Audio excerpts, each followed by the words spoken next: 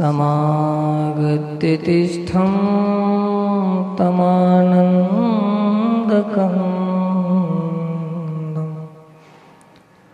परब्रह्मलिङ्गं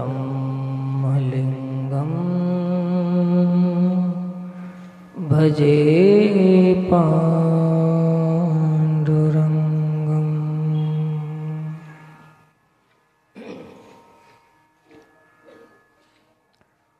विठ्ठल विठ्ठल विठ्ठल विठ्ठल विठ्ठल विठ्ठल विठ्ठला विठ्ठल विठ्ठल विठ्ठल विठ्ठल विठ्ठल विठ्ठल विठ्ठला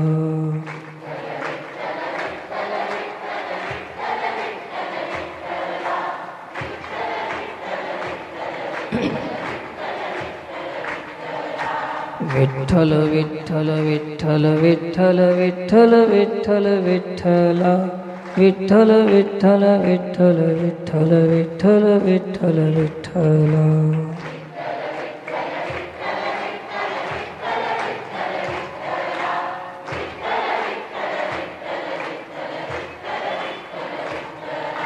विठ्ठल विठ्ठल विठ्ठला विठ्ठल विठ्ठल विठ्ठला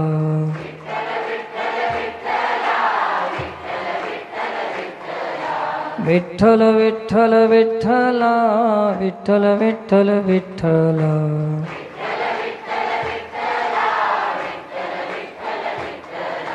विठ्ठल विठ्ठल विठ्ठल विठ्ठल विठ्ठल विठ्ठल विठ्ठला विठ्ठल विठ्ठल विठ्ठल विठ्ठल विठ्ठल विठ्ठल विठ्ठला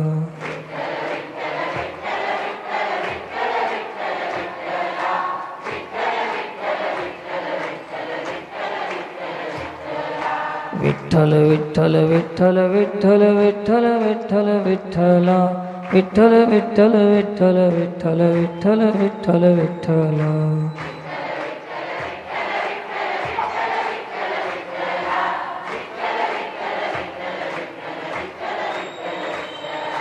विठ्ठल विठ्ठल विठ्ठल विठ्ठल विठ्ठल विठ्ठल विठ्ठला विठ्ठल विठ्ठल विठ्ठला विठ्ठल विठ्ठल विठ्ठला विठ्ठल विठ्ठल विठ्ठला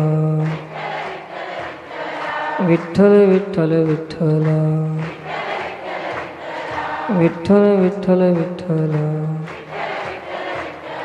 विठ्ठल विठ्ठल विठ्ठला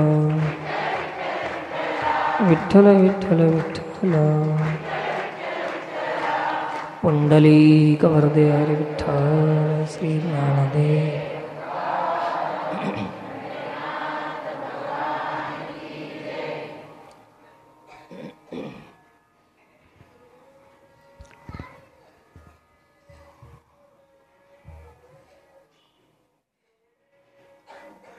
स्मरण वंदन करून समस्त संत श्रोतेगण समस्त भाविकांना व्यासपीठावरून प्रणाम आहे।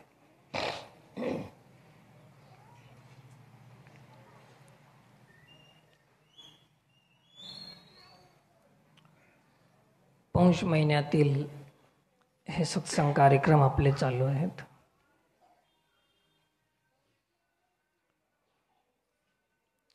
रथसप्तमी पर्यंत हा पौष महिना भगवान सूर्याची उपासना है ना करणारा हा महिना आहे।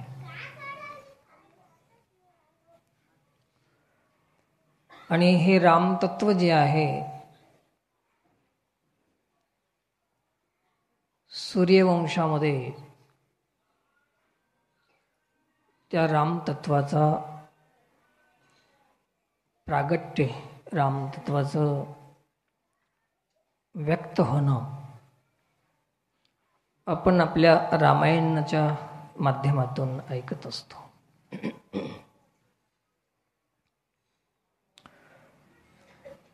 सूर्यवंश याचा अर्थ असा आहे की जात नाही,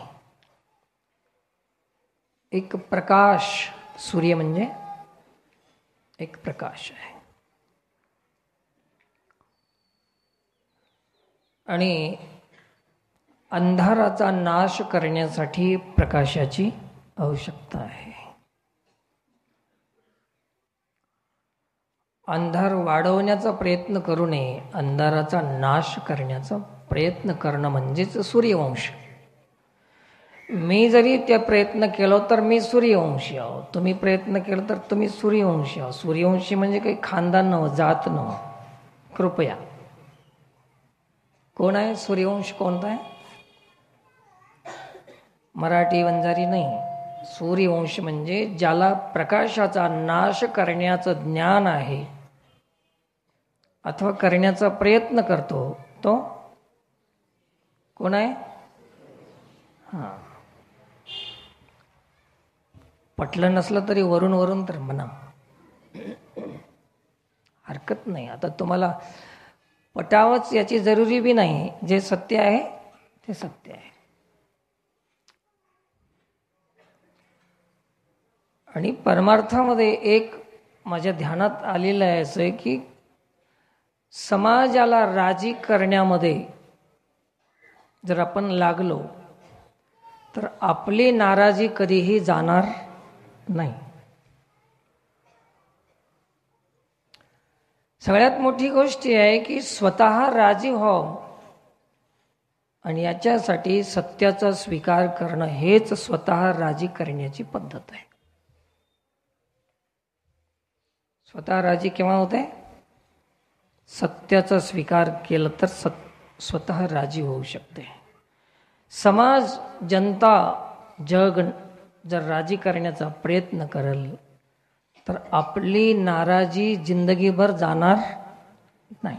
कारण की कोणी राजी होणार नाही, आपली नाराजी जाणार नाही. उलट दोष देतील, निंदा करतील, अपवाद करतील, आरोप करतील. त्यांच्या बुद्धीनुसार आपणाला मोजतील. महाराजाच्या मनात असं असेल, महाराजाच्या जीवनात तसं असेल.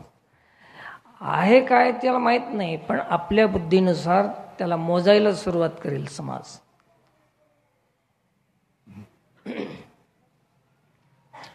तर सूर्यवंश म्हणजे काय?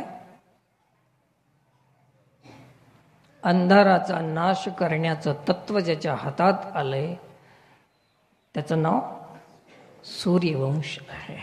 सूर्यवंश जात नाही. कोणी सूर्यवंशी व्हा, अधिकार सर्वांना आहे.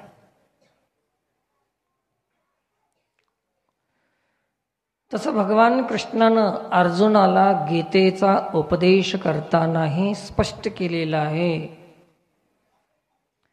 इदं विवस्वते योगं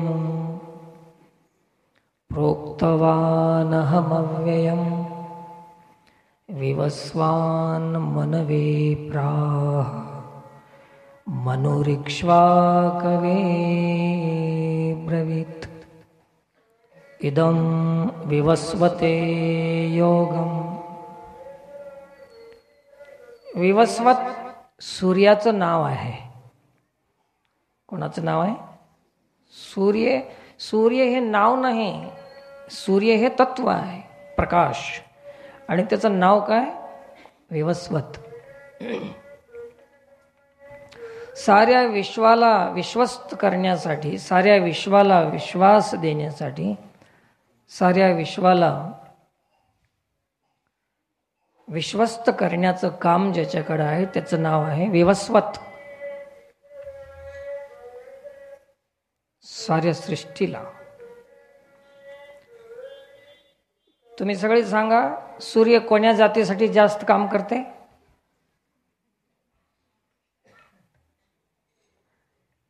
हे कळणार गेलं तर दुसरं सांगा, सूर्य कोण्या पार्टीसाठी जास्त काम करते? सांगा ना लेकरं, कोणासाठी? त्याला काय जाणं? ते एक तत्व आहे, प्रकाश. म्हणून राम तत्व हे प्रकाश तत्व आहे. तसं र हे अक्षर रवी धातूपासूनच तयार झालेलं आहे. र अग्नी तत्वापासून तयार झालेलं आहे. म्हणून आणि म हे र हे रवीपासून आहे आणि म हे सोमापासून. सोम म्हणजे चंद्र. रा आणि म या दोन अक्षरामध्ये सूर्य आणि चंद्र आहेत. हे दोन काय काम करतात? तर रा अक्षर पापाला भस्म करण्याचं काम करते. रा रा असं म्हटल्याबरोबर तोंड उघडते माणसाचं. रा आणि म म्हणलं की झाकून जाते ना. तोंड उघडलं की आत असलेले पाप बाहेर पडावं आणि म म्हणून तोंड बंद केलं की येणारे पाप तिकडंच, मध्ये प्रवेश करायचं नाही. हे राम तत्व आहे. अग्नी धातूपासून रा आणि सोम. सोम शब्दाचा अर्थ अमृत. पापाला भस्म करायचं, जीवाला अमर करायचं काम हे दोन अक्षर करतात. पाप भस्म आणि जीवाला अमर बनवणं, अमरत्वाचं स्मरण करून देणं, अमरत्वाचं स्मृती करून देणं. जीव तर अमरच आहे, अमर करायचं नाही. परंतु आपणाला काय वाटलं की हे जीव मरण धर्म आहे, मीच मरालो, मीच जन्मालो, अशी जी भावना आहे त्या भावनेतून, जन्म मरणाच्या भावनेतून मुक्त करण्याचं काम राम नाम करते. आताच कुमारी वैष्णवीनं नामाची महिमा सांगितली. आता तिनं सांगल्यावर आता मला काही सांगायचं राहिलंच नाही, पण तरी प्रयत्न करायला आता. तुमच्यासारखं सांगता येत नाही मला, मी काय करू आता. राम, तर हे राम तत्व आहे. सूर्य. भगवान कृष्ण सांगतात की सर्वात आधी मी जे ज्ञान ठेवलं ते सूर्याजवळच ठेवलं होतं.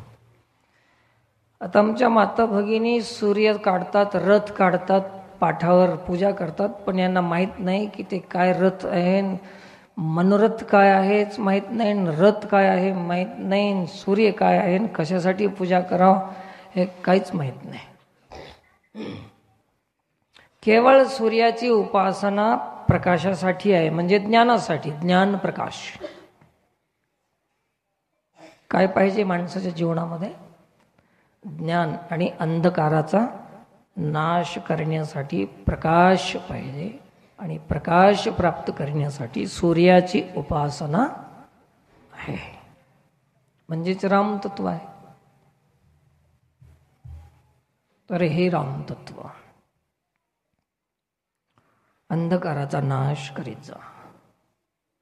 प्रयत्न करा कृपया. एक सोपं आणि तुम्हाला समजण्यासारखं सांगत जातो थोडा वेळ. काही कठीण नाही ना आपला विषय, सर्वांना समजत आहे. हां, सगळ्यात पहिलं एक काम करत जा की इथं आलेल्या सत्संगी लोकांना विनंती आहे, एकमेकाला समजून घेण्याचा प्रयत्न करा, एकमेकाला जागा देण्याचा प्रयत्न करा, एकमेकाला जे काही रुसणं, फुगणं, द्वेष, ईर्ष्या, कोणाला बघून डोळे फिरवायचं असं वगैरे, ते सगळं थोडंसं एक बॅग बनवून घ्या आणि त्या बॅगमध्ये सगळं टाकून सत्संगामध्ये येत जा. घरी गेले की ते आपलं आपलं मटेरियल पुन्हा घ्यायचं. मान अपमान गुंडाळून ठेवून तिकडं बाजूला ठेवायचं. ते चप्पल ठेवतो त्याच्या पलीकडे हे ठेवायचं, चप्पल अलीकडे ठेवायची आणि ह्या गोष्टी त्याच्या पलीकडे ठेवायच्या. चपला तरी कोणीतरी चोरून नेतील, पण तुमचे हे रागद्वेष कोणी चोरून नेणार, हे एक करत जा. त्या पद्धतीनं तुम्ही सत्संगाला आलाव तर नारायण महाराज समजू शकतात तुम्ही, अन्यथा नारायण महाराजाला समजणं आता मुश्किल है. अभिमानानं सांगालो, गर्वानं सांगालो, अहंकारानं सांगालो, मला काही पाप लागणं सांगायला. मी एकटा नरकाला गेलो तर गेलो, पण तुम्ही सगळे जाऊ नये याची काळजी मला घ्यायची. मला नरकाचं भेव नाही. तुम्ही जर स्वर्गाला जात असाल तर, आहे की नाही? मला काय करा, एकटं गेलं तर काय फरक पडतंय, सगळे जाऊ मोक्षाला. एकमेकाला समजून घ्यायचं. अनेक शिकायती येतात, कोणी भजनाचे येतात, कोणी कशाचे येतात, कोणी मागं पुढेच बसू दिले नाही, कोणी इकडंच. हे खंब्याच्या मागं लिहिलं, जरा इकडे सारखा, मी दिसतो तुम्हाला, इकडे या, हा असं सारखा सारखा इकडे सर. मला बघायचं नसलं तरी मी तुम्हाला बघतो ना, मला आनंद येते जरा. सगळ्यांना सुखी कसं राहता येईल याचा प्रयत्न करा. आता ब्रह्मज्ञान काही नको, आपणाला चांगलं वागा येते की नाही ते बघायचं झालं. सुख प्रसन्न कसं राहता येईल ते ब्रह्मज्ञानाचं फायदा कोण काय घ्यायला त्याला घेऊ द्या दुसऱ्याला, आपल्याला आपला स्वतःला बघा. तर विसराय नाही, मला मुद्दा सांगायचा होता ते सांगतो की आपण आपल्यामध्ये अंधकाराचा नाश कसं करता येईल याच्यासाठी आपण सत्संग करणार आहोत, करीत आहोत, केलेले आहोत, करत आहोत, करणार आहोत. अंधकाराचा नाश. करिया तिमिराचा नाश. तिमिर म्हणजे अंधार. हृदय होणी प्रकाश, तोडी आशापाश, करी वास हृदयी. अंधकाराचा नाश आणि तोडायचा आहे ते आशापाश. पाश म्हणजे बंधन. प्रत्येक जीवाला एक बंधन आहे, त्याचं नाव आहे आशा. कोणाला धनाची आशा, कोणाला कशाची आशा, कोणाला मानाची आशा, कोणाला सत्काराची आशा, कोणाला प्रतिष्ठेची आशा, कोणाला पदाची आशा, कोणाला पदवीची आशा, कोणाला कशाची आशा. आशा तर आहेच ना, मला बी तर आशा आहेच. तुम्ही मला ऐकावं म्हणायची मला आशा आहे. हे सगळ्या आशा आहे, हे बंधन आहे. तर देवाला प्रार्थना केली जगद्गुरु तुकोबारायांनी की हे जे आशा आहे सांसारिक पदार्थाची ते माझी तोडी आशा पाश. आणि करी वास हृदयी, माझ्या हृदयामध्ये तुम्ही वास करा, म्हणजे राहा, मुक्काम करा. जेव्हा परमात्माचा वास होतो तेव्हा आस राहत नाही, आणि जेव्हा आस राहते तेव्हा परमात्माचा वास वास म्हणजे राहणे, वास म्हणजे राहणे. नाही तर तुम्ही वास म्हणसाल नालीचा वास. वास शब्दाचा अर्थ राहणे. देवाचं राहणं त्याला वास म्हणतात, ईश्वराचा वास. निवास, वास म्हणजे निवास. तर आस आहे तर देवाचा वास नाही, आणि वास आहे तर हृदयामध्ये आस नाही. तर तुमची काय गती आहे, तुमची काय परिस्थिती आहे? आस आहे की वास? वास उठलाय चौकडन कशाचा? आस नसली तर भांडणच होत नव्हतं, आस नसली तर विवाद झाला नसता, आस नसली तर हात पसरलं नसतं, आस नसली तर पैसे जमा करायची गरज पडत नव्हती, आस नसली तर मागायची गरज राहत नव्हती. आस आहे तर वास नाही, आणि वास आहे तर आस नाही. अजून एक प्रमाण आहे की हरी तैसे हरीचे दास, नाही मोह भय चिंता आस. चार गोष्टी राहू नये त्याच्यामध्ये: मोह भय चिंता आस. सांगू आपण याच्यावर बी सत्संग सुरू करणार आहोत रामायण झाल्यावर. नाही मोह भय चिंता आस, हरी तैसे हरीचे दास. नाही मोह भय चिंता आस, तर हरीचे दास. ज्याला नाही आस ते हरीचे दास. पाठ करा घरी जाता जाता, एक आटोतून उतरजोगर हे म्हणीत जा. ज्याला नाही आस ते हरीचे दास, ज्याला नाही आस दास, ज्याला नाही आस. उग शब्द तर पाठ करा, काय फरक पडाल. तर हे हरीचे दास व्हायचं असेल तर आस सोडा. हरीचे दास.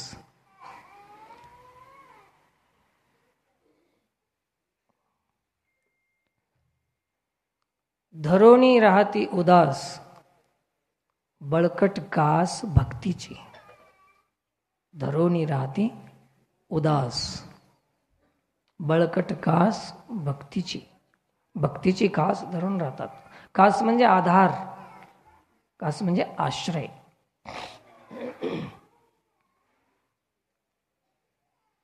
तर आश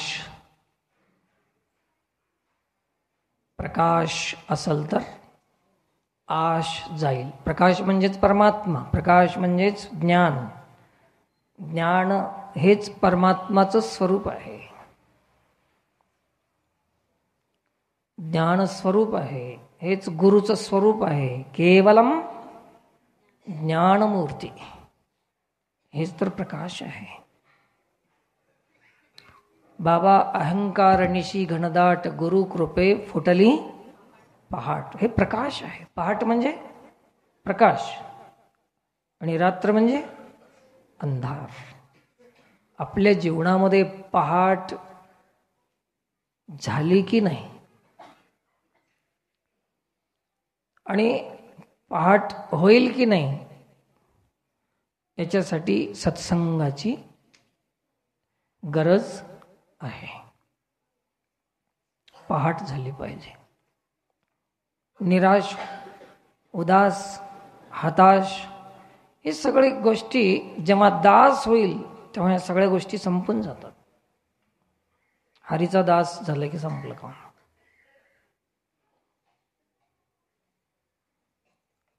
हे जेव्हा होईल तेव्हा तुमच्या स्वतःमध्ये प्रकाश होईल आणि मग सारं जग जरी तुम्हाला मानना गेलं, राजी होईना गेलं, कोणी पुसना गेलं, कोणी विचारणा गेलं, तरीही तुम्हाला आत्मग्लानी होणार नाही. आणि मधून जर काळकुट्ट असेल आणि वरून लोक जर पूजा करीत असतील तर मात्र सुख मिळणार नाही. अवघड आहे तो. संताची जे काही संत हे पदवी आहे, साधूची जी साधुता आहे, सरळ सांगतो, सरळ तुम्ही सांगा, संताची संतता, संताची साधूची साधुता साधूच्या चरित्रावर अवलंबून आहे का लोकांच्या मान्यावर? लेकरांना समजायसारखी गोष्ट आहे. आता मी चांगलं वागलो तर साधू होतो का तुम्ही मानलं तर? सांगा. वागावं लागते ना. आणि मी चांगलं वागून बी तुम्ही म्हणना गेला तर बिघडते का साधूचा? आणि आता तुम्ही सगळे मिळून मला गाडीवर फुलं आणून टाकला, माळी घातला, सजविला, माझ्यावर अलंकार केला आणि मी चरित्रवान नसलो तर तुमच्या मान्यानं मला मोक्ष मिळेल? तुमच्या मान्यानं माझा उद्धार होईल? तुमच्या मान्यानं मला गती मिळेल? तुमच्या मान्यानं माझं सार्थक होईल? सार्थक केव्हा होईल? सार्थक उद्धार नावाचं जे काही विषय आहे ते आपल्यावर अवलंबून आहे का लोकावर? स्वतःवर आहे का लोकावर? स्वतःवर अवलंबून. मग आपण चिंता उद्धाराची करा, लोका मानाची कराल, प्रतिष्ठेची कराल, सन्मानाची, मोठेपणाची. आपण अपेक्षा उद्धाराची कुठे केली अजून? आता तुम्ही मला कोणती पदवी दिली तर माझा उद्धार होईल? हरिभक्त परायण म्हणलं तर माझा उद्धार होईल, वैराग्य मूर्ती म्हणलं तर उद्धार होईल, ब्रह्मनिष्ठ म्हणलं तर उद्धार होईल. आता हे 1000 पदव्यामध्ये माझ्या उद्धारासाठी तुम्ही कोणती पदवी लागू होईल तुमची? संत म्हणलं तर उद्धार होईल माझा?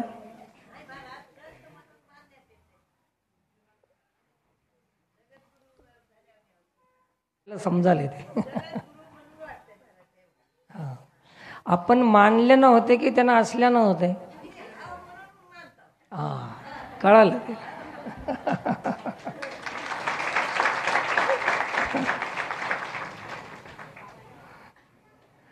आपण कसं ओळखायचं? आपल्याला ओळखू येते का? या जगामध्ये काहीही ओळखू येईल, परंतु संत ओळखू येत नाही.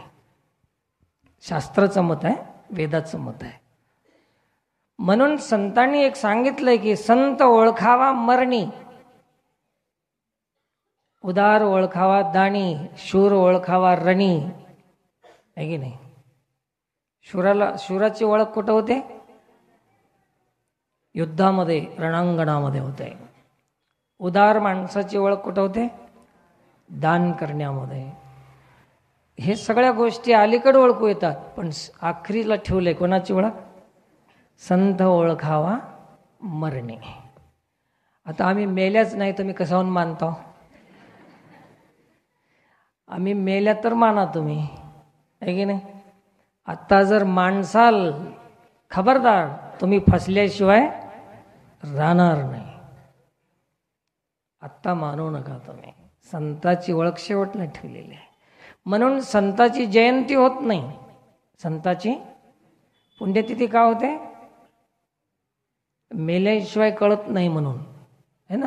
जयंती देवाची होते, कारण की ते देव बिघडत नाही, बिघडू शकत नाही. पण संताची संभावना आहे की कितीही मोठा मानलेला संत जगामध्ये श्रेष्ठ नावांकित जरी असला तर कधी काय त्याची होईल त्याच्या जीवनामध्ये याचा अंदाज, याचा भरोसा करता येत नाही. आपण पाहतोच ना जगामध्ये काही गोष्टी.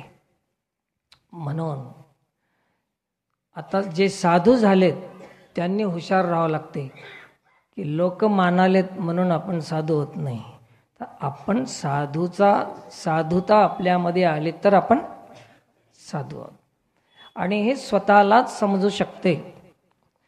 साधू आहे की नाही हे साधूला माहीत की जगाला माहीत? साधूलाच माहीत. साधूलाच माहीत. मग आता उद्धाराचं जे विषय आहे ते स्वतःवर आहे की लोकांवर अवलंबून आहे?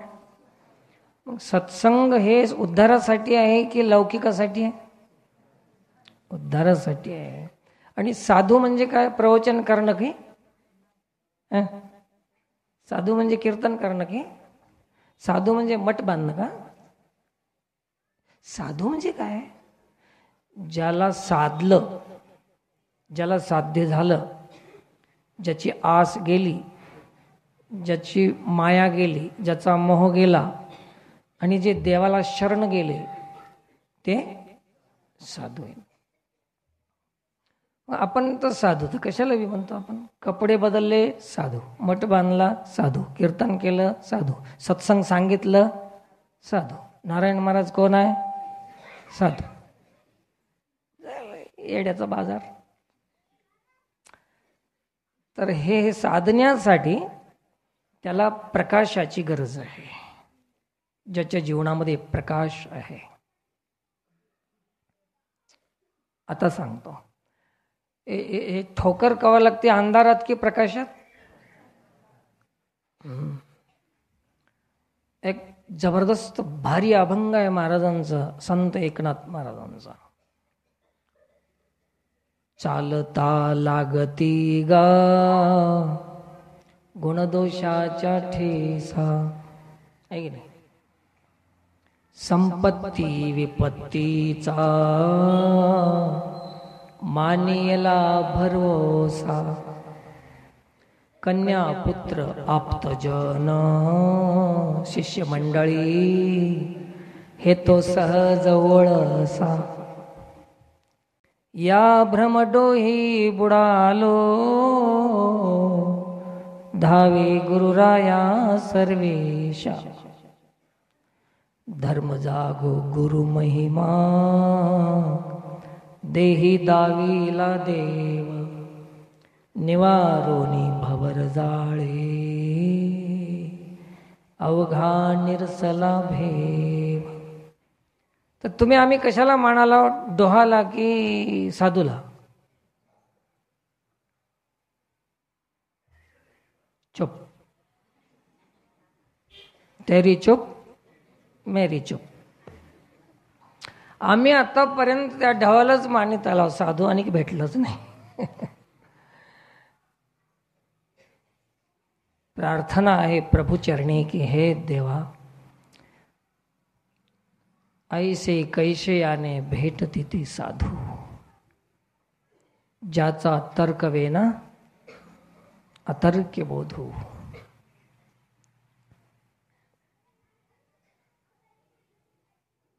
समुद्र पवन पलीकडे जाता येईल कठीण नाही, हाताच्या बाहुबळाने. चंद्रामृत हाताला येईल काही कठीण नाही, परंतु भूत भविष्य जाणता येईल कठीण नाही. पृथ्वीचे परमाणु मोजता येईल कठीण नाही, परंतु त्या साधूचे न कळे महिमान. साधू समजून घेणं हे कठीण आहे, ते भेटत नाही. हे सगळं हाताला येईल परंतु साधू भेटत नाही. सगळ्यात अवघड काय आहे जगामध्ये?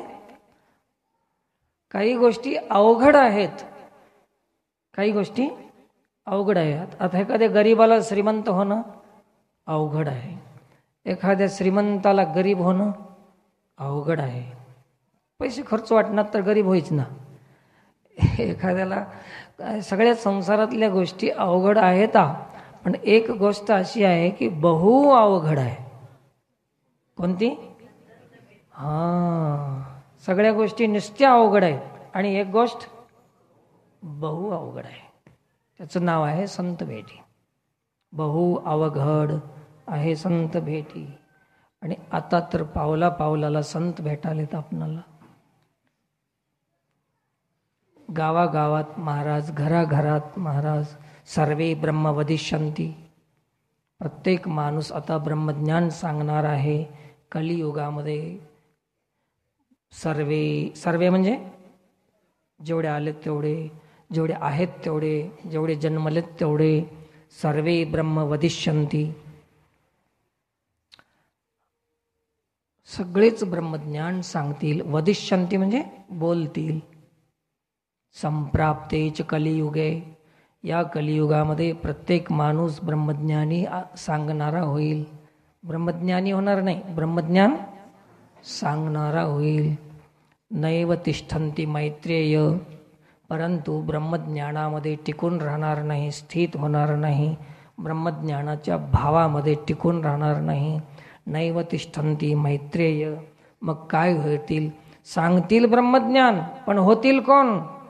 तर भगवान कृष्ण परमात्मा सांगतात, शिष्णोदर परायण. काय होतील? शिष्णोदर परायण. उदर परायण. उदर म्हणजे पोट भरण्यामध्ये परफेक्ट. ब्रह्मज्ञान सांगतील, परंतु ज्ञानाचा उपयोग काय घेतील? उदरपरायण, शिष्णपरायण. शिष्ण म्हणजे विषय भोगामध्ये आणि पोट भरण्यामध्ये, दोन गोष्टीमध्ये परायण. शिष्णोदरपरायण. पांपलेटला नाव राहते की नाही, हरिभक्ती परायण. परंतु देवानं हरिभक्ती परायण लेवाय नाही. परायण लिवलंय, पण काय केलंय? शिष्णोदरपरायण. आता कसं करावं? चुप बसायचीच गोष्ट आहे ना.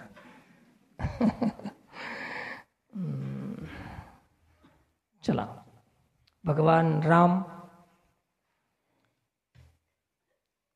वनवासाचं केवळ निमित्त आहे, परंतु मुख्य उद्देश आहे रामाचा संत दर्शन. आज कशामुळे संताचं गोष्ट छेडली? राम बी संताला किती महत्त्व देतात. रामाच्या वनवासाचा मुख्य उद्देश काय? संत दर्शन. भक्तांनी रामासाठी भक्ती करावं, परंतु रामाने भक्ताच्या दर्शनासाठी यावं. हे संत होते. देवदेव म्हणून फिरणारे संत नव्हते. संत संत म्हणून फिरावं लागलं त्या देवाला. आता रामायणामध्ये उतरलो होता, लवकरच उतरलो थोडं, कारण की त्या गोष्टी तुम्हाला जड वाटल्या जरा म्हणून इकडे उतरलो. संत कधी रामासाठी फिरले नाही, परंतु राम मात्र संताकडे फिरल्याशिवाय. शबरीकडे कोण गेला? समस्त ऋषी मुनीला भेटण्यासाठी कोण गेला? राम गेले. म्हणून जगद्गुरु तुकोबारायांनी स्पष्टीकरण दिलेलं आहे, सुखे येतो घरा. नारायण भटकत फिरत नाही. नारायणाच्या घरी म्हणजे भक्ताच्या घरी. नारायण म्हणजे हे नव्ह बरं का. सुखे येतो घरा नारायण. नारायणालाच यावं लागते. आम्ही काय करतो? देव देव म्हणून व्यर्थ का फिरसे. कुठे फिरल्यानं भेटणार आहे देव? भेटला बी नाही अजून तर. कोणाला भेटला असेल तर सांगणार बी ते कंजूस आहेत. मला तर नाही भेटा, मी खरं सांगालो. तर संत संत करीत पीछे पीछे फिरत है कहत कबीर कबीर. कबीरा कधी रामाच्या मागे फिरला नाही, परंतु राम मात्र कबीर कबीर कबीर करीत फिरले. सावता माळी कधी पंढरपूर गेलं नाही, परंतु सावता सावता म्हणून पांडुरंगाला त्याच्याकडे यावं लागलं. तसे ऋषी मुनीच्या दर्शनासाठी राम स्वतः वनामध्ये फिरत निघाले. हे राम जाता जाता महामती नावाच्या ऋषीच्या आश्रमामध्ये मुक्काम झाला. त्यांचं दर्शन झालं, संवाद चर्चा झाली, सत्संग झाला. सांगितलं की म्हणले, महाराज अगस्ती महाराजांचं आश्रम कुठं आहे? आम्हाला अगस्ती महाराजांचं दर्शन घ्यायचं आहे. तर महामती अगस्ती महाराजांचा भाऊ आहे धाकटा, महामती ऋषी. त्यांनी सांगितलं की महाराज तुम्ही अगस्ती महाराजांच्या भेटीला लवकर जा. इकडे तिकडे जाण्यापेक्षा अगस्ती महाराजांच्या भेटीला लवकर जा. म्हणलं ठीक आहे, मार्ग सांगा. त्यांनी मार्ग दाखवला. अगस्ती महाराजांच्या दर्शनाला जायचं असेल, उपाय काय आहे, मार्ग काय आहे? तर संताच्या दर्शनाला जायचं असेल तर आपल्याजवळ असलेली विद्वता, आपल्याजवळ असलेली कला विद्या, जे काही असेल विशेषता, घमंड, धनाची, वयाची, स्वरूपाची कोणती असलं तर ते सगळ्या गोष्टी टाकून देऊन रिकामी होऊन संताच्या दर्शनाला जावं लागतं. जसं चांगदेव महाराजाला चाबूक वाघ सगळं सोडून फेकून लोटांगण घालावं लागलं, जावं लागते दर्शनाला. राम अगस्ती महाराजांच्या दर्शनासाठी उतावेळ झाले. केव्हा दर्शन होईल, केव्हा दर्शन होईल.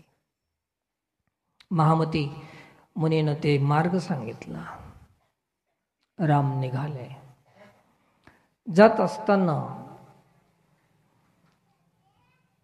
भगवान शंकराचं मंदिर आहे. इंद्र, चंद्र, कुबेर, सूर्य सगळ्या देवदेवतेच्या लाईनी लागलेल्या आहेत. अशा त्यांचे स्थान, ठिकाण, आसन जमवलेलं आहे. रामाने विचारलं की हे आसन कशाला लावले हे?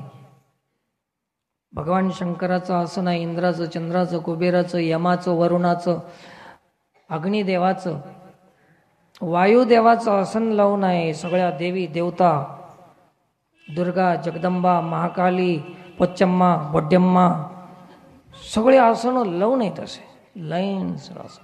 अरे हे एवढे आसन का लावलेत? तेव्हा ऋषीनं सांगितलं की भगवान अगस्त्य मुनीच्या आश्रमामध्ये रोज सत्संग होते, रामकथा होते, शिवकथा होते, आणि त्याला श्रवण करण्यासाठी हे देवी देवता रोज आसनस्थ होतात. कोण होते ऐकायला? देवी देवता हे सगळे तिथं आसन लावून होते. देवाच्या घरला संत गेले नाही, संताच्या घरला हे देव येत होते, देव. आणि काही काही आसनं तर असे होते की गंगा, यमुना, सरस्वती, नर्मदा, सिंधू हे बी मनुष्य रूपामध्ये संताच्या दर्शनासाठी इथं स्त्री रूपामध्ये यायच्या, स्त्री रूपामध्ये असं हे तुमच्यासारखं रूप घेऊन येत होत्या. कोणाच्या इथं? अगस्ती महाराज.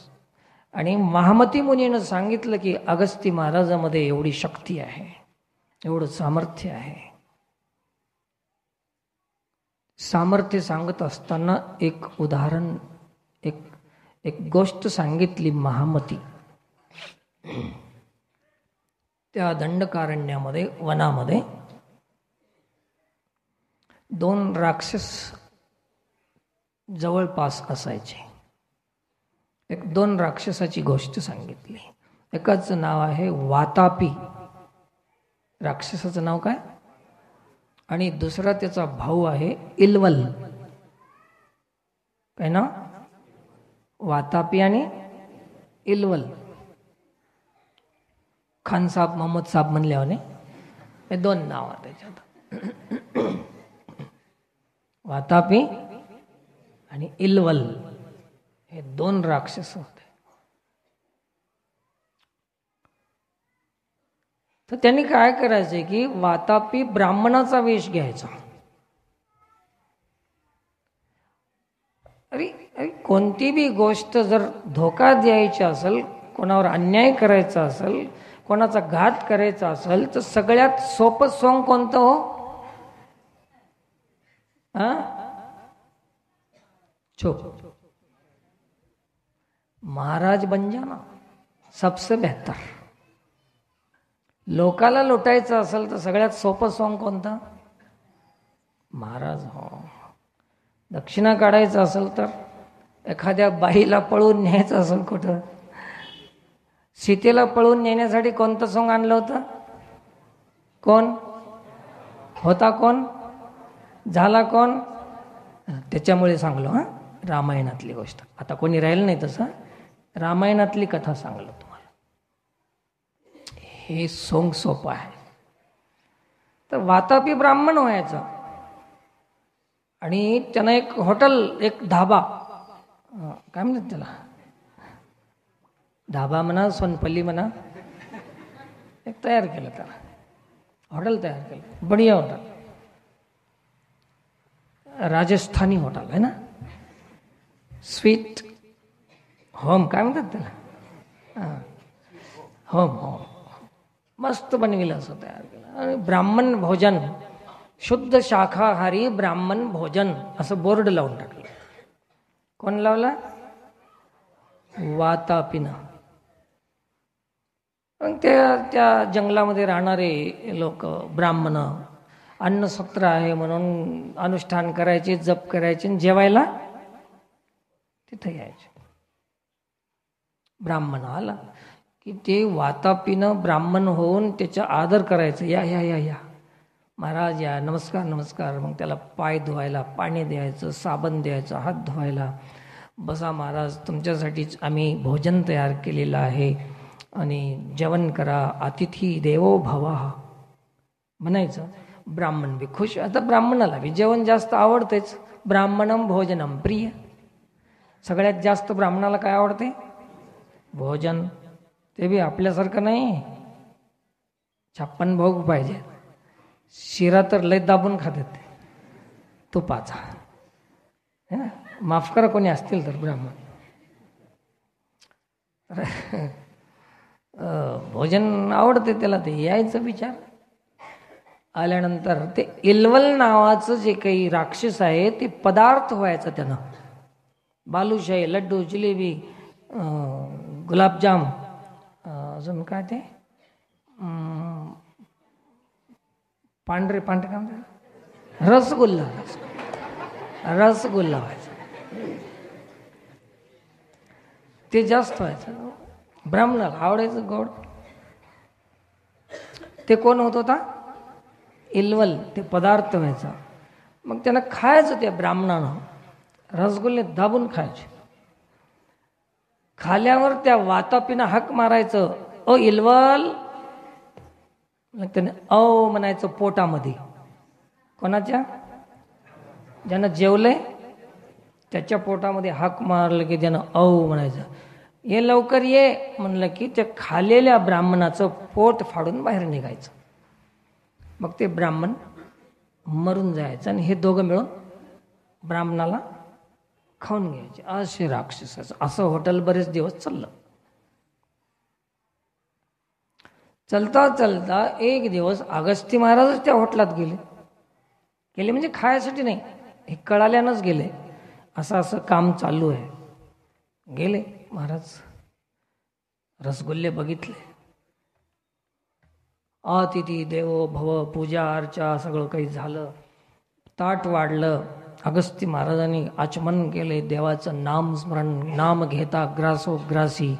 तो नर जेविला उपवासी, त्याचा उपास धरल्याचं पुण्य होते. एका एका घासाला नाम घेत त्याने खाल्लं. ते खाऊन देवाचं नामस्मरण केलं आणि आपली तपाच्या बळानं, सामर्थ्यानं असं पोटावून हात फिरविल्याबरोबर इल्वल नावाचा राक्षस मध्ये मरून गेला.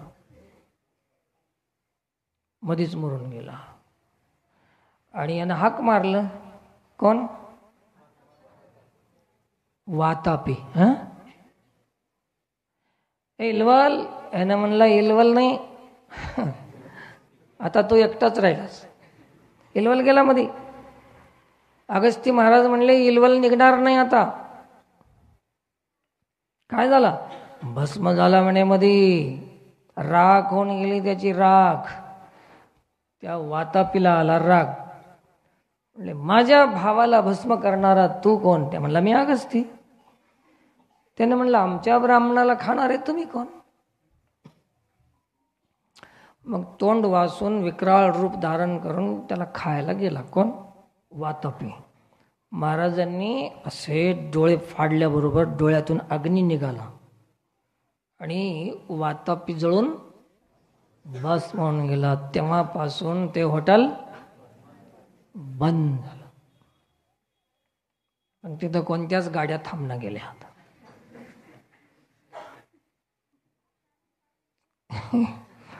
समजलं तुम्हाला? आता कोणत्या गाड्या तिथं थांबणं गेल्या. आता थोडंसं तुम्हाला काहीतरी वेगळं बोलल्याने वाटते ना. कृपया मला माफ करीत जा. मग तिथून हे प्रताप कोणाचा? अगस्ती महाराज. बरं आहे ना, रामायण ऐकू वाटायला छान आहे. ध्यान ठेवा, वातापी आणि इल्वल. मग त्याला मारले आणि अगस्ती महाराज आपल्या आश्रमामध्ये सत्संग करायला गेले निघून. तर ते अगस्ती महाराजांच्या भेटीला आता कोण आले? राम. जय श्रीराम. राम, लखन, सीता तिघ बी भेटीला आले. रामाने अगस्ती महाराजांच्या आश्रमाजवळ यायच्या आधीच अगस्ती महाराजाला समजलं की आपल्या आश्रमामध्ये आज राम यायलाय. त्या शिष्यांना सांगितलं की अरे आपल्या इथं परब्रह्म यायलाय, आज राम यायलाय. चला उठा कामाला लागा. ते म्हणले महाराज कुठून काही पत्रिका आली का फोन आला मॅसेज आलाय काय आलं तो? त्यांना मॅसेजची गरज नव्हती. त्याला अंतर्ज्ञानी होते. आपल्या घरी राम मिळालेत हे त्यांना असंच कळालं. एक शुभ शकून अंतरात्म्यामध्ये प्रसन्नता आली, आपल्यामध्ये खुशी आली, आनंद आला, आपल्या मनातून पाप निघून गेलं, कपट निघून गेलं, ईर्ष्या निघून गेली, काहीच येईना गेलं की आपण समजावं की आपल्यामध्ये राम आलेला आहे. आणि जेव्हा जेव्हा पाप येते, ईर्ष्या येते, कपट येते, द्वेष येते, दुर्बुद्धी येते, समजायचं की अजून रामापासून आपण खूप दूर आहोत. आपण राम आला नाही. आम्ही रामाकडे जाऊ नये, राम आमच्याकडे आला पाहिजे असं आम्ही आमची भूमिका तयार केली पाहिजे. तर असं अगस्ती महाराजांना कळालं. पूजेची सामुग्री आणली, राम आले, साष्टांग दंडवत घातलं रामानं. अगस्ती महाराजांनी रामाच्या हाताला धरून उठवलं, आलिंगन दिलं आणि षोडशोपचार पूजा केली रामाने. लोकाभिरामं रणरंगधीरं राजीवनेत्रं रघुवंशनाथं कारुण्यरूपं करुणाकरंतं श्रीरामचंद्रं शरणं प्रपद्ये अशी पूजा केली. रामाची पूजा केली. रामाने साष्टांग दंडवत घातलं, अगस्ती महाराजांनी पूजा केली. राम म्हणाले की महाराज आमची पूजा काय करता? आम्ही तर तुमच्या दर्शनाला आलो. ते म्हणले तुमची कथा मी रोज सांगतो, त्याच कथेचं फळ म्हणजे तुम्ही आमच्या आश्रमाला आला. सगळे ऋषी मुनी महाराज आणि देवी देवता रामकथा ऐकण्यासाठी अगस्ती महाराजांच्या आश्रमामध्ये रोज गर्दी व्हायची. रविवारी नाही, रोज रामकथा होती. अशी रामकथा अगस्ती महाराज सांगत होते. देवी देवता बी त्या कथेला वंचित राहत नव्हते, कारण की एखादी गोष्ट निघून जाईल तर आपलं कल्याण होणार नाही, अशी श्रद्धा होती अगस्ती महाराजावर त्यांची. बसले. मग लोपामुद्रा अगस्ती महाराजांची पत्नी आहे, धर्मपत्नी. काय नाव तिचं? लोपामुद्रा. लोपामुद्रा. लोपा शब्दाचा अर्थ काय? जे खूप तप करते, खूप साधना करते, खूप व्रत करते, परंतु दाखवित नाही, तिचं नाव लोपामुद्रा. आणि आपणाला थोडंसं बी केलं तर जास्त दाखवा वाटते. हे कोणती मुद्रा?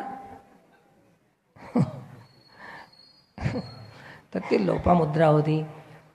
सीता, लोपामुद्रा आणि सीता या दोघी घरामध्ये बसल्या. त्यांचा सत्संग सुरू झाला.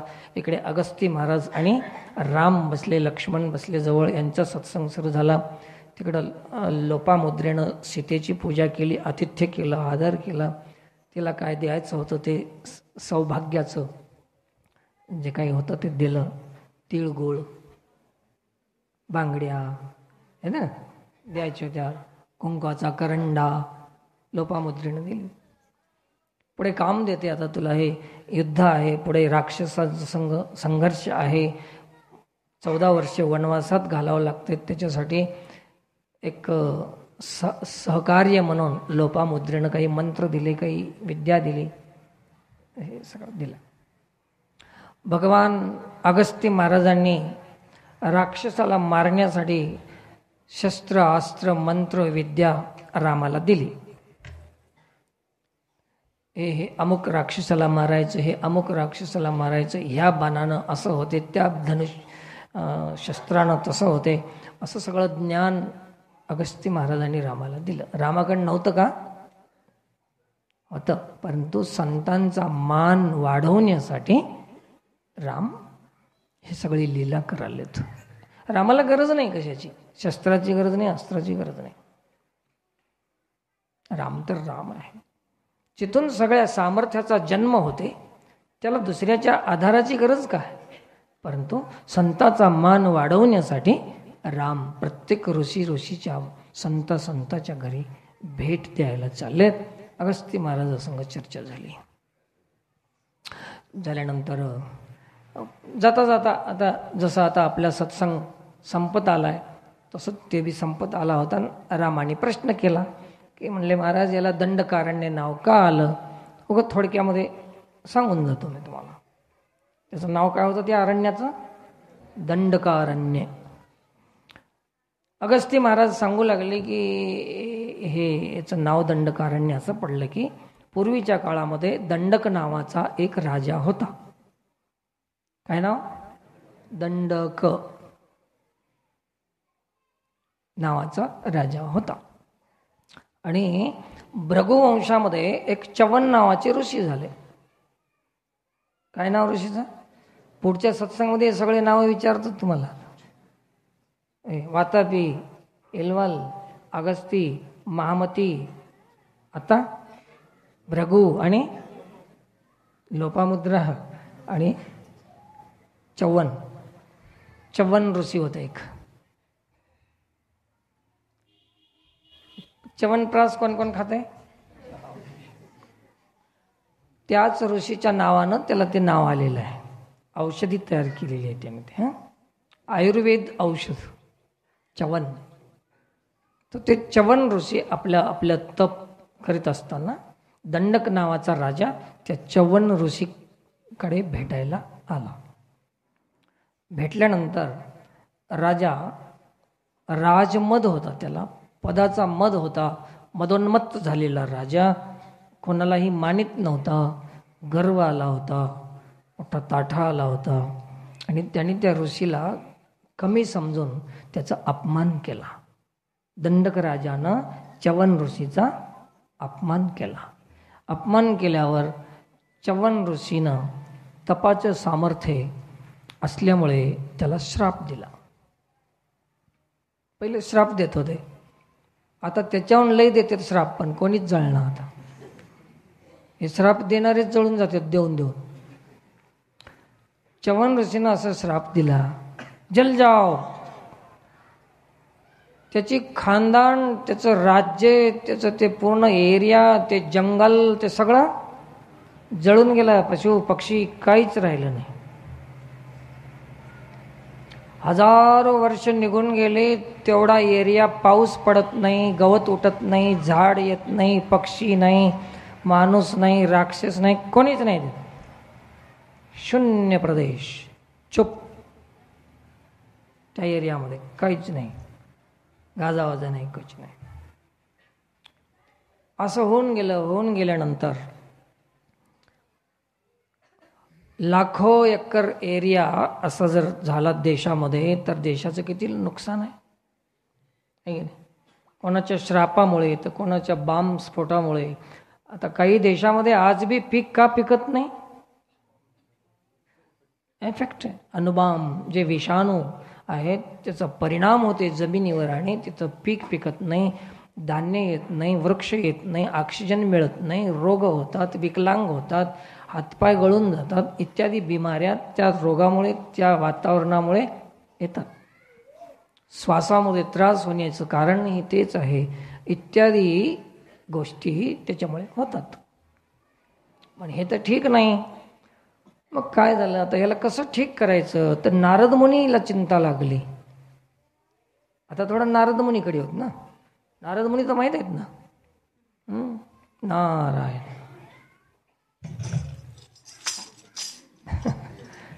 म्हणून इथं ठेवलं नारद मुनी. तर हे आले फिरत आणि म्हणले काय करावं. तर ऋषी मुनी सगळे म्हणले की आमचे यज्ञ बंद पडले, खायला पियाला काय नाही, हे जंगल पुरा ओस पडलेला आहे, काय करायचं पटापट सांगा, कारण वेळ झालेला आहे. नारद मुनी म्हणले एक काम करा, आपण आता काय कोणाला तरी काहीतरी लावून द्यावं. आता लावून द्यावं लागते. कधी कधी वाईटातून बी चांगलं होते बरं का. मग त्याला पाप म्हणू नये, पण वाईट थोडं राहावं आणि चांगलं 1000 पट राहो. तर नाही तर तुम्ही उगाच वाईटासाठी चांगलं थोडंसं करताल, हे गलत होऊन जाते. मग गेले आणि विंध्याद्री नावाचा पर्वत त्याच्यापाशी गेले नारद मुनी. त्याने नमस्कार केला विंध्याद्रीनं. महाराज कवा आलो? काय नाही, आत्ताच आलो. तुम्ही काय एक विना आणि 2 चिपळ्या, धन म्हणता याला, टाळ चिपळ्या धन. आम्हा विठ्ठल जीवन, काय फकीरी तुमची. अरे पर्वत म्हणजे धनाचा संग्रह आहे. पर्वत म्हणजे श्रीमंतीचा केंद्र आहे. हिरे मोती सोनं चांदी पहिलं कुठं राहत होते? पर्वतामध्ये. आणि पर्वताला त्याचा गर्व असायचा. श्रीमंतीचा गर्व फुगून जायचा पर्वत. सगळ्या श्रीमंतीचा साठा म्हणजे पर्वत. त्याच्यामुळे त्याला अभिमान, अहंकार पर्वताला. मग ते अहंकार त्याचं गुणच आहे. ते आलं की अहंकार येते. तुमच्यापाशी बी येते, माझ्यापाशी बी येते. ते आल्यावर आता मला एक एक हे सगळ्या अंगठ्या घाला बरं तुम्ही. मी उद्या बोलतो का तुम्हाला बघून? अरे हट झाले का? मला नाही म्हणून बरं आहे, तुमच्या संग नीट बोलालो मी. पर्वत अहंकारी झाला मोठा, असा मोठा. म्हणले काय महाराज तुम्ही, काय महाराज? नारद मुनी म्हणले काय करावं बापू, हाय आमचं अदृष्टच तसं आहे. आता काय करावं? कोणीकडे आलता? कोणीकडे नाही हो. तुम्हाला काही कळालं का? ते म्हणले नाही कडे काही कळालं नाही. तुम्ही नुसतं श्रीमंत श्रीमंत म्हणून बसला. तुमच्याहून श्रीमंत कोणी आहे की नाही जगात? विंध्याद्री म्हणला मला काही माहीत नाही, पता नाही. माझ्याहून कोणी जास्त आहे का? अनेक म्हणले आहे की. कोण आहे? अरे काय येडे हो, ते मेरू नावाचा पर्वत आहे ना, तुमच्यापेक्षा लय दांडगा आहे. ह्यानं लावून दिलं.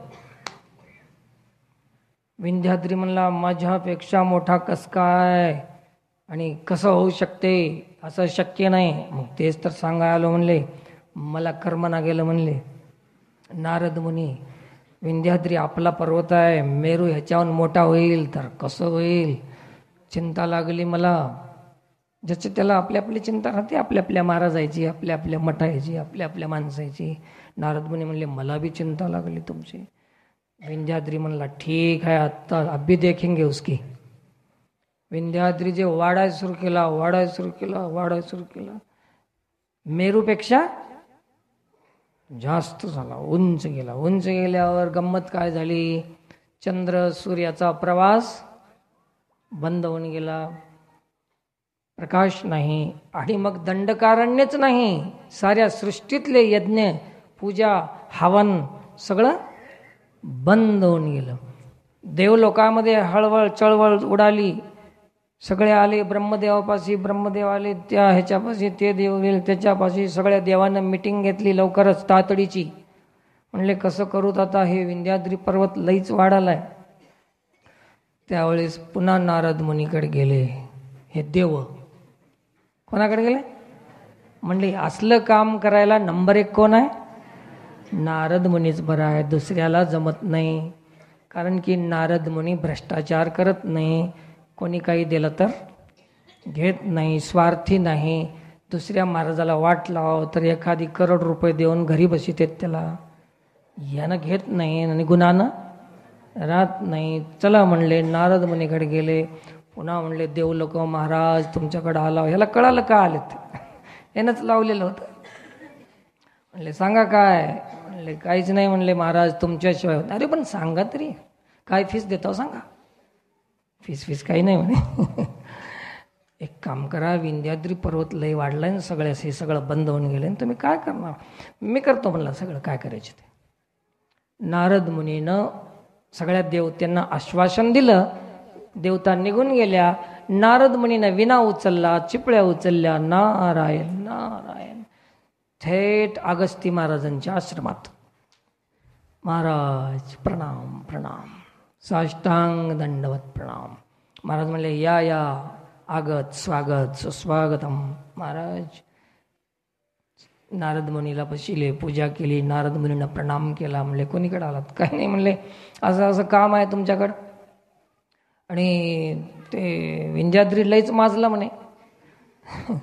आणि ते कोणालाच ऐकणं गेले. आणि ते तुमच्याशिवाय कोणी जमणं म्हणे त्याला. नारद मुनीला कळत होतं कोणाला कुठं कामाला लावते. अगस्ती महाराज म्हणले नाही हो, मजानं आता विंध्याद्रीकडे जाणं होईना, त्याला बोलणं होईना. नाही महाराज तुमच्याशिवाय. मग हे सगळं जग बुडून जाईल आता तुमच्यामुळे, तरी पाप तुम्हालाच लागते. नारद मुनी. अगस्ती महाराज म्हणले ठीक आहे चला.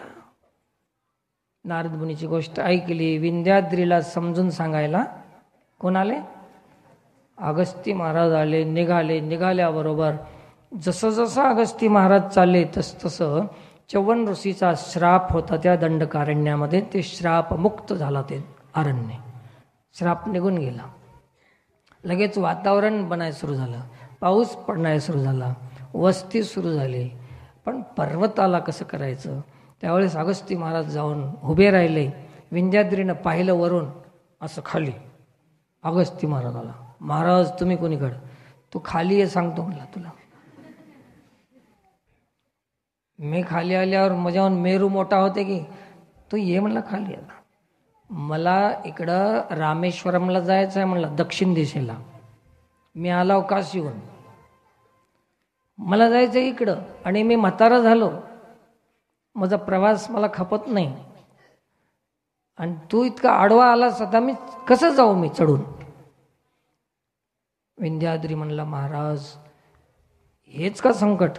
अरे हे काय मोठी गोष्ट आहे म्हणला, मी आडवा निजतो म्हणला असा, तुम्ही माझ्याहून चढून जा, मग म्हणजे मी उठून आणि उभं राहतो.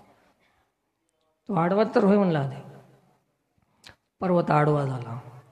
अगस्ती महाराज वरी चढले आणि त्याला सांगितले की मी वापस येईपर्यंत उठायचं नाही. आत्तापर्यंत विंध्याद्री वाट बघायला, आत्तापर्यंत लाखो वर्ष झाले, अजून अगस्ती इकडं आला नाही.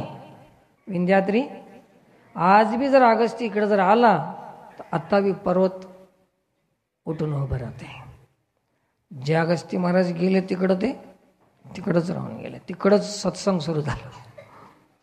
आणि तेव्हापासून ते राक्षस आपलं दंडकारण्य मुक्त झालं. पुन्हा झाडं आले, वृक्ष आले, फळं आले. परंतु त्या दंडकारण्यामध्ये राक्षस लोकांनी वस्ती केली. असं त्या दंडकारण्याला दंडक का नाव आलं? दंडक राजाच्या श्रापामुळे, दंडक राजाला श्राप दिल्यामुळे. हे कथा अशी अगस्ती महाराजांनी सांगितली.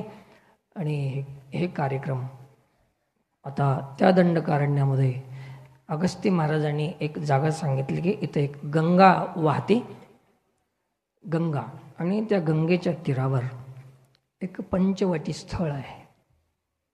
5 वडाचे झाडं एका ठिकाणी आहेत, त्याला काय म्हणतात? पंचवटी. आणि तिथं तुम्ही वस्ती करा. सुंदर जागा आहे. पुढचं भविष्यामध्ये तुम्हाला खूप काम करायचं आहे, राक्षस मारायचं आहे, आदी आदी. आता सीता, राम, लक्ष्मण अगस्ती महाराजांचं दर्शन घेतले आणि पंचवटी शोधत शोधत पुढे निघाले. आता पुढच्या वेळेस काय होईल ते आपण पाहू. कथा पंचवटीपर्यंत आली आपली कथा. कुठवर आली? पंचवटी. नाहीतर तुम्ही गिलोई घनवटी घ्याल. पंचवटी तिथपर्यंत आता कथा आलेली आहे. नंतर आपण पाहूया. तर असं हे काय आहे? प्रकाश पर्व, रविवार. आणि तसं रविवार या वाराचं नाव बी कोणाचं नाव आहे? सूर्याचंच नाव आहे. आज जे उपासना करता तुम्ही ते रविवारी जे करता ते रवीची उपासना करता, ते प्रकाशाची उपासना आहे. म्हणजेच प्रकाश म्हणजेच सूर्याची उपासना आहे.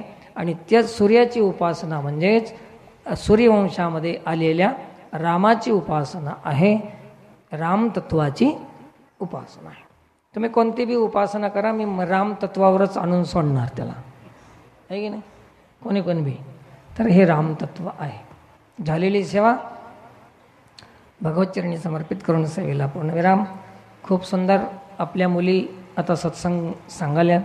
पुढच्या वेळेसची तयारी करा. मला वाटतं अजून गोड्यातूनच होऊ द्या कंप्लीट. पुढचा रविवार तिघे होऊन जाता तुम्ही. त्याच्यानंतर अजून मग दुसरं गाव, त्याच्यानंतर तिसरं गाव, असं चालू करा. सगळी तयारी करा बोलायची. 2-2 गोष्टी तरी बोलत जा प्लीज. हां, तसं आज आलेत, बरेच आलेत बोलायचे. नळेगावातून बी आलेत, पण आज नाही, अजून दुसऱ्या वेळेस आहे ना. पुढचा रविवार एक पटवारी गुड्यातून होईल, त्याच्यानंतरचा रविवार.